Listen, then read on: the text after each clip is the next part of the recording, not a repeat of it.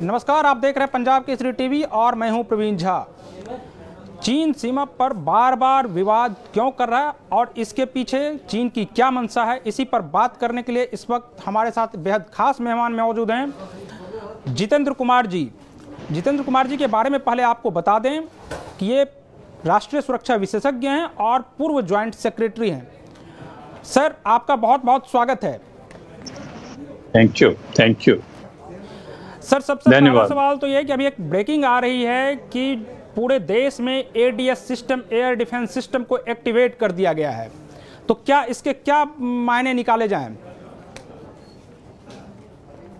पहली बात कि ये एक असाधारण स्थिति है और इस स्थिति में जैसे हमेशा से मैं कहते आया हूं कि चाहे मीडिया हो या नेशनल सिक्योरिटी के लोग हों या सिविल सोसाइटी के लोग हों या पॉलिटिक्स के लोग हों, सभी को पहली बात कि संभाल के बातचीत करनी चाहिए, नंबर 1।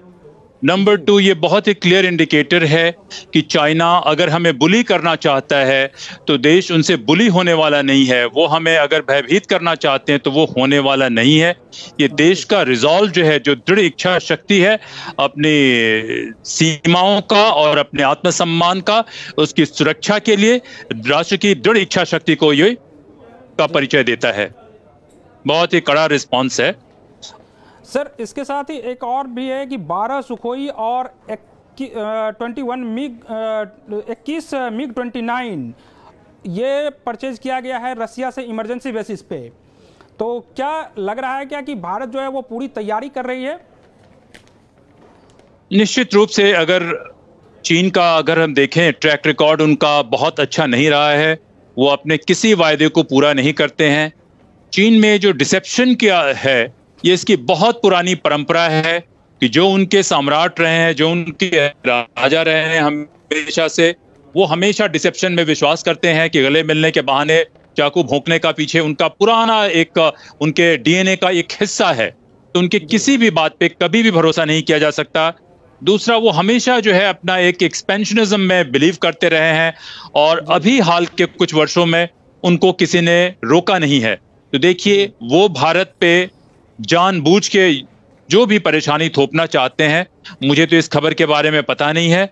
अगर ये खबर सही है तो ये यही परिचय देता है कि हमारी सरकार पूरी दृढ़ता से कुछ भी क्यों ना हो इन दोनों चीजों की रक्षा करेगी। वो है हमारे देश का आत्मसम्मान और दूसरी है देश की सीमाएं। सर, चीन बार बार सीमा पर इस तरह से विवाद क्यों उत्पन्न कर रहा है? देखिए, चीन पीछे की मंशा चीन की, देखिए, पहले भी मैंने कहा है कि हम जो है अपने देश के बाहर की वास्तविकताओं को ध्यान से देखते नहीं रहे हैं। ये चीन बार बार नहीं कर रहा। चीन, देखिए, चीन का डीएनए कुछ और है। चीन का डीएनए ही है कि किसी तरीके से एक्सपैंड करते रहना। चीन 2 नदियों के बीच में एक छोटी सी सभ्यता हुआ करता था, यांगजे और येलो रिवर, वहां से वो शुरू करता है और धीरे धीरे एक्सपैंड करते जाता है। क्यों? क्योंकि चीन में हमेशा से एक ओपेक अथॉरिटेरियन सरकार हमेशा से सदियों से रही है। और कम्युनिज्म आने के बाद भी, पहले भी मैंने कहा कि चीन में के जो वर्तमान राष्ट्रपति हैं वो सम्राट की तरह हैं और जो सम्राट होते हैं उनका एक ही तरीका है कि भीतर में वर्चस्व बनाए रखने के लिए बहुत एक्सपेंशनिस्ट पॉलिसी अपनाए रखना। तो आपने कई बार हम लोग जिक्र कर चुके हैं कि साउथ चाइना सी में जैसे उन्होंने पूरे जोरों से अपना एक्सपेंशन कर लिया और करके कब्जा कर लिया, किसी ने उनका विरोध नहीं किया। अंतर्राष्ट्रीय स्थिति में ऐसी है कि जो नाटो की शक्तियां हैं, अमेरिका की जो वर्तमान लीडरशिप है, वो भी दुनिया से धीरे धीरे विड्रॉ कर रही है। वो बहुत जगह फैले हुए हैं और चीन ने धीरे धीरे कंसोलिडेट करके पूरे एशिया में और अफ्रीका तक में अपना फुटप्रिंट बना लिया है।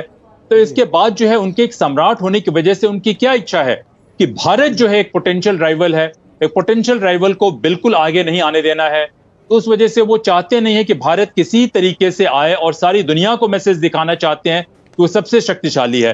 तो मैं इस पे नहीं जाता हूं। जो हमने कई बार आपसे कहा है कि चीन के डीएनए में है एक्सपेंशनिज्म, चीन के डीएनए में है डिसेप्शन। गलती वहां नहीं है, गलती इस जगह पे हुई है कि हम उनको हमने इतना अलाउ किया या अपने डेवलपमेंट को इतना ठीक से नहीं किया कि उनमें हमें एसिमेट्री बढ़ गई है। इस वजह से उनकी ये हिम्मत हो गई है। लेकिन देखिए, सब कुछ होने के बावजूद चीन बहुत अनपॉपुलर है। वो समझता है कि वो बहुत शक्तिशाली है और सारे जगह से साउथ चाइना सी में जाके उसने मनमानी कर ली, किसी ने कुछ बोला नहीं, तो उसको लगता है कि भारत के आस पास भी आके मनमानी कर लेगा।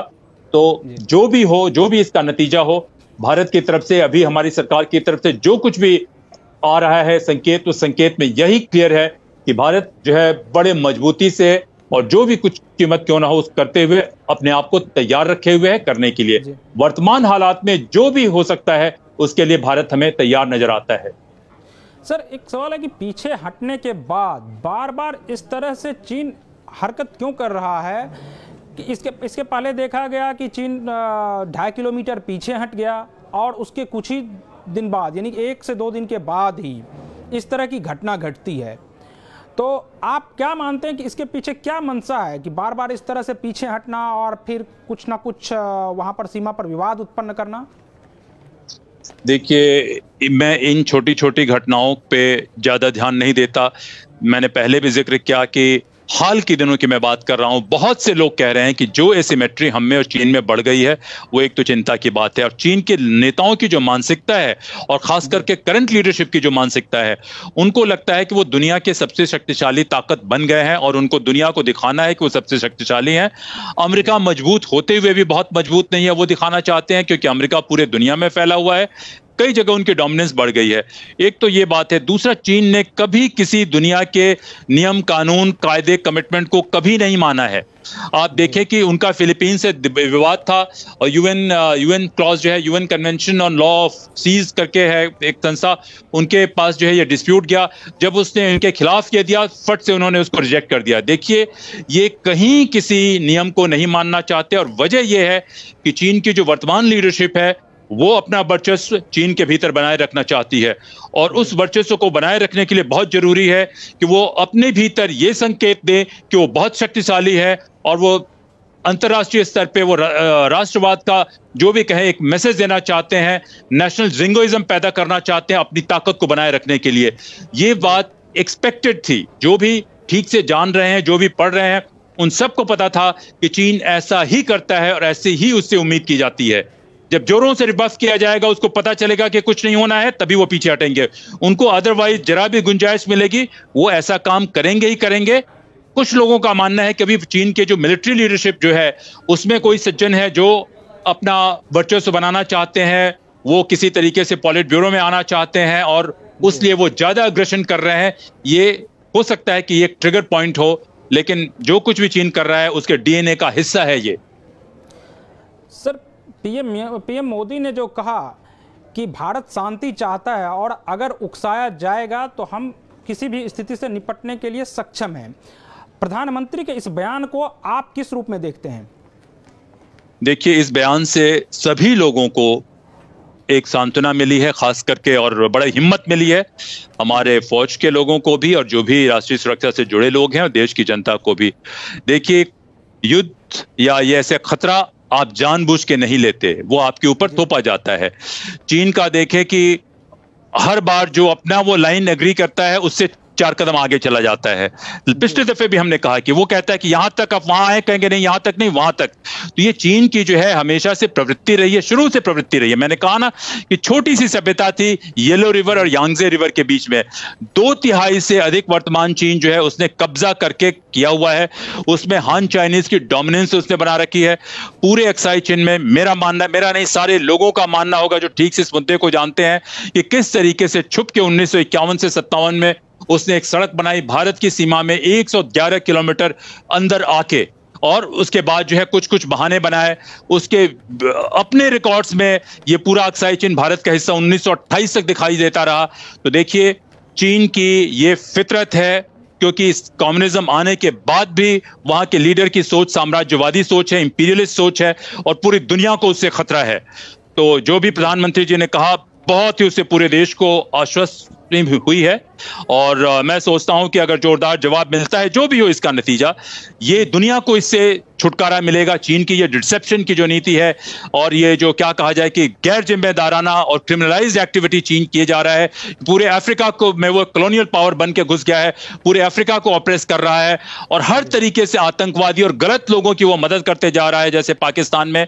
क्यों? क्योंकि छोटा सा कॉकस है जो चीन में रूल कर रहा है, उसको कुछ नहीं दिखाई देता, ना अपने जनता का हित दिखाई देता है, ना कुछ दिखाई देता है। तो उस तानाशाही के नशे में जो है वो पूरे दुनिया को तबाही की तरफ ले जाना चाहते हैं। तो मैं तो प्रधानमंत्री के इससे यही सोचता हूं कि पूरे दुनिया में जो भी पीस लविंग लोग हैं उनको ये पसंद आएगा और चीन के आवाम को भी ये पसंद आना चाहिए, क्योंकि चीन में भी आम जनता को कभी कोई अधिकार नहीं दिया गया। देखिए, माओ ने 40 लाख चीन के असाधारण लोगों की हत्या कर दी। चीन के आईफोन की फैक्ट्री में कई मैनुअल वर्कर्स इतनी बदहाली है वो बेचारे आत्महत्या करने पे मजबूर होते हैं। चीन के सैनिकों का ये हाल है कि जो लोअर लेवल पे सोल्जर्स हैं उनको ठीक से तनख्वाह नहीं दी जाती है। ये एक साम्राज्यवादी, ये में एक सम्राट का नशा है, अहंकार का नशा है, और उसके कुछ दरबारी जो है उनको वास्तविकता पता नहीं है, उनको मानवता से कुछ लेना देना नहीं है, तो उस नशे के आवेश में आके वो करना चाहते हैं। और मैं सोचता हूं कि प्रधानमंत्री के इस बयान से भारत ही नहीं पूरे दुनिया में लोगों को आश्वासन मिला होगा। जी सर, विदेश मंत्री एस जयशंकर ने अपने चाइनीज काउंटर पार्ट को साफ साफ बता दिया है कि यह जो चीनी कार्रवाई हुई है यह पूर्व नियोजित और सोची समझी कार्रवाई थी। और इतना ही नहीं, उन्होंने यह भी कहा कि 6 जून को जो सैन्य अधिकारियों के बीच जो बातचीत हुई थी, अगर उसी स्थिति में वापस नहीं होती, जो उस दिन जो सहमति बनी है 6 तारीख को, अगर उसी स्थिति पर वापस नहीं होता है चीन, तो भारत की जो भी कार्रवाई होगी उसका सही से जवाब दिया जाएगा और इसका असर जो है वो द्विपक्षीय संबंधों पर भी पड़ेगा। तो आप विदेश मंत्री के इस बयान को कैसे देखते हैं? देखिए, विदेश मंत्री जो है वो चीन को बहुत अच्छे से जानते हैं और जो भी उनका बयान होगा या जो भी उनका रवैया होगा वो सरकार का ही रवैया होगा। तो मैं सोचता हूँ कि ये बहुत ही सधा हुआ, मजा हुआ और बहुत ही जो उपयुक्त बात जो है वो उन्होंने कही है कि ये तो चीन करते आया है और उसको लगता है कि ये सब बातें करके वो निकल के बच के चला जाएगा, उसकी आदत में वो शामिल हो चुका है। दूसरी बात मैं कहूँगा कि चीन ने पिछले कई दशकों से कभी भी रिस्पॉन्सिबल पावर के रूप में बिहेव नहीं किया। 1962 में भी जो हुआ उस वक्त भी उसने हमें बैकस्टैब किया, 1950 में भी बैकस्टैब किया। उनको लगता है, देखिए, हम जो गलती करते हैं कि अपने ही बारे में अपने ही हिसाब से दुनिया को सोचते रहे हैं हाल तक। चीन को लगता है कि वो जन्नत के सीधे करीब है, हेवन का मैंडेट ऑफ हेवन वो समझते हैं कि उनको मिला हुआ है, पूरी दुनिया को रूल करने का वो सेंटर में है, सारी दुनिया पेरिफेरी है और वो दिखाना चाहते हैं कि वो दुनिया की सबसे बड़ी ताकत है। बातें जरूर कुछ कुछ करते हैं लेकिन किसी बात को उन्होंने ठीक से नहीं किया है। पूरे अफ्रीका में चीन के खिलाफ कितनी रिसेंटमेंट है। तो देखिए, चीन को लगता है कि किसी बात को कभी कोई मानने की जरूरत नहीं है, किसी ट्रस्ट को ऑनर करने की कोई जरूरत नहीं है, किसी वायदे को मानने की कोई जरूरत नहीं है। ये उनका, मैंने कहा कि उनके डीएनए का हिस्सा बन चुका है। बड़ी ताकत हो चुके हैं लेकिन बड़ी ताकत होने के बावजूद, बड़ी संपन्नता के बावजूद रवैया उनका एक इंटरनेशनल बुली का है, एक अनरिलायबल बुली की तरह उनका रवैया हो गया है। और उसी हिसाब से उन्होंने कहा है। इस संक्षेप में या इस संदर्भ में मुझे विदेश मंत्री जी का बयान बहुत ही सधा हुआ और बहुत ही मजा हुआ लगता है। सर, आपको क्या लगता है, जब ऐसी स्थिति में जब सीमा पर तनातनी काफी बढ़ गई है, तो आपको लगता है कि अब बातचीत के जरिए इस मुद्दे का समाधान हो पाएगा? देखिए, वास्तविक स्थिति क्या है सरकार को हमसे बहुत अच्छे से मालूम है। इससे जो भी सबसे उपयुक्त तरीका होगा सरकार करेगी, कर रही होगी। मैं सोचता हूं कि आज के युद्ध में, आज के इस तनातनी के माहौल में, युद्ध हो या नहीं हो या मिलिट्री कुछ इंगेजमेंट हो या नहीं हो, उसके साथ साथ प्रोपेगेंडा का भी, मीडिया में भी कई चीजों का असर होता है। तो हमें अपने सरकार पे भरोसा रखना चाहिए और इस स्थिति में सारे लोगों को, पहले भी मैंने कहा, ऑपोजिशन हो, मीडिया हो, सो कॉल्ड थिंक टैंक हो, सो कॉल्ड इंटेलेक्चुअल हो, उनको अपने सरकार को हर तरीके से समर्थन करना चाहिए। इंटरनली हमें बहुत कोहेसिव होकर होना चाहिए। अगर बातचीत से सुलझ जाता है तो बहुत अच्छी बात है। देखिए, अगर आप कमजोर होकर मांगते हैं कि हमें दे दो, तो वो नहीं सुलझने वाला है। जिस दिन चीन को पता चलेगा कि नहीं, हमें नुकसान होगा, वो होगा, आपको भी बहुत बेभाव की पड़ेगी, तब देखिए, तभी दबाव बनने के बाद ही वो सुधर सकते हैं। आप जेंटलमैन होके शराफत से बात करेंगे तो वो बिल्कुल नहीं होने वाला है। लेकिन जिस दिन उनको लगेगा। सर, क्या इसी दिशा में सरकार के उस कदम को देखा जा रहा है कि एमटीएनएल और बीएसएनएल को जो यह कहा गया है कि आप कोई भी इक्विपमेंट, यानी टेलीकॉम इंडस्ट्री को कहा गया और उसमें बाद में यह भी कहा गया कि जो प्राइवेट प्लेयर हैं उसमें उनको भी कि वो चाइनीज इक्विपमेंट का इस्तेमाल कम कर दें, बिल्कुल बंद कर दें। तो क्या लगता है कि यह उसी दिशा में एक कदम है? देखिए, इस स्पेसिफिक चीज के बारे में तो मैं नहीं कहूंगा, लेकिन हाँ, जब ऐसे हालात हमारे हो गए हैं, सीमा पर तनाव बना हुआ है और इतना गैर जिम्मेदाराना बिहेवियर है जिसमें हमारे 20 सैनिक मारे गए हैं और बहुत ही कायराना तरीके से, बहुत ही धोखेधड़ी के अंदाज से मारे गए हैं, तो इसमें कोई भी इक्विपमेंट, कोई भी परचेज चीन से, ये उसकी कोई लॉजिक बनती ही नहीं है जी। तो ये तो बहुत ही लॉजिकल है, ये तो छोटी बात है मैं कहूंगा। लेकिन इसके बावजूद मैं पूछ रहा था कि अगर आर्थिक रूप से अगर कमजोर करने की दिशा में अगर भारत सरकार ये काम करे कि चूंकि चाइनीज जो प्रोडक्ट हैं वो बहुत भारी मात्रा में भारत में इस्तेमाल होता है, तो अगर हम आर्थिक रूप से कमजोर करते हैं तो क्या इसका असर चाइना पर नहीं पड़ेगा? देखिए, चाइना का जो ट्रेड का हमारे साथ जो ट्रेड है वो बहुत छोटा हिस्सा है, हालांकि हमारे लिए इम्बैलेंस बहुत ज़्यादा है, लेकिन जो चाइना का टोटल ट्रेड है उसका हम बहुत ज़्यादा अकाउंट नहीं करते। देखिए, इस बात को तो हमें मानना पड़ेगा कि वो हमसे बहुत बड़ी इकोनॉमी है, हमारे लिए इम्बैलेंस बहुत ज़्यादा है। इसके अलावा 25 और तरीके हैं। देखिए, चाइना के खिलाफ बहुत रिसेंटमेंट है। चाइना के इस हरकत की जो बात हो रही है, दुनिया भर के कुछ एक्सपर्ट से मेरी बात होते रहती है, तो सभी का ये मानना है कि चाइना हर कुछ सालों के बाद जो है अपने तानाशाही प्रशासन की वजह से सेल्फ डिस्ट्रक्शन मोड पे चला जाता है, अपनी ही हत्या खुद चाइना करता है। किसी को क्यों? क्योंकि तानाशाहों के आसपास चाटुकार बैठे रहते हैं और चाटुकार ही बढ़ा चढ़ा के बातें कहते हैं और उनको सही फीडबैक मिलता नहीं है। तो वो हर कुछ साल में, चाइना की पूरी हिस्ट्री अगर हम देखें 2500 साल की, तो वो कुछ अच्छी चीजें करते हैं, एक लेवल पे जाते हैं, फिर अपने आप को डिके करते हैं और तबाह कर लेते हैं। तो ये जो है शी जिनपिंग ने क्या किया कि भारत के साथ नहीं, दुनिया के सारे देशों को वो बुली किए जा रहे हैं। क्यों? क्योंकि उनको आदत ही है बुली करने की। चाइना में जो भी कोई उनके खिलाफ बोलता है उसको वो उसकी हत्या करवा देते हैं, इनडायरेक्ट मर्डर करवा देते हैं, वो डिसअपियर हो जाता है। तो उनको लगता है कि दुनिया में यही बिहेवियर का तरीका है, जो भी आपके पास आए उनको डराइए, धमकाइए, उनके ऊपर आक्रमण कर दीजिए, कुछ छीन लीजिए। देखिए, आज की दुनिया बदल चुकी है और इस दुनिया में इस रवैये से वो नहीं चल सकते हैं। इनके खिलाफ बहुत ज्यादा रिसेंटमेंट है। जापान के लोग बहुत दुखी हैं, पूरे आसियान में कुछ लोग डरे हुए हैं, कुछ जो बिजनेस वाले लोग हैं वो बैलेंस करना चाहते हैं, लेकिन उसके बावजूद कई एक सेक्शन में बहुत रिसेंटमेंट है। मैं सोचता हूं कि जो आप कह रहे हैं उनमें एक छोटी सी कड़ी होगी, बहुत और सारे ऑप्शन होंगे भारत के पास जो करेंगे, क्योंकि प्रधानमंत्री जी ने कहा कि हम आपको कुछ नहीं करना चाहते, लेकिन आप हमें मजबूर मत कीजिए, आप ये मत कीजिए। लेकिन अगर वो करते हैं और उनको लगता है कि चलिए हमारी अर्थव्यवस्था इतनी है, हम जो चाहे वो कर सकते हैं, तो निश्चित रूप से इसका हमें जो खामियाजा हो उनको भी जोरदार खामियाजा होगा। तो मुझे तो ये बातें उसी तरीके से जाती हुई नजर आती हैं। सर, ऐसी स्थिति में भारत को कितना और तैयार होने की जरूरत है? क्योंकि जिस तरह से देखा जा रहा है पूरे, चाहे वो सीमा पर हो या अभी जो एयर डिफेंस सिस्टम को एक्टिवेट किया गया है, इसको देखा जाए तो और कितना तैयार हो भारत, जिससे कि अगर कोई विपरीत परिस्थिति आती भी है तो उससे उसका सही से मुकाबला किया जा सके। देखिए, जो मिलिट्री और दूसरी चीज़ें हैं उस पे मैं कहूँगा कि हमें अपने सरकार पे भरोसा रखना चाहिए। भारत के सभी नागरिकों को, सारे संस्थाओं को उस पे भरोसा रखना चाहिए।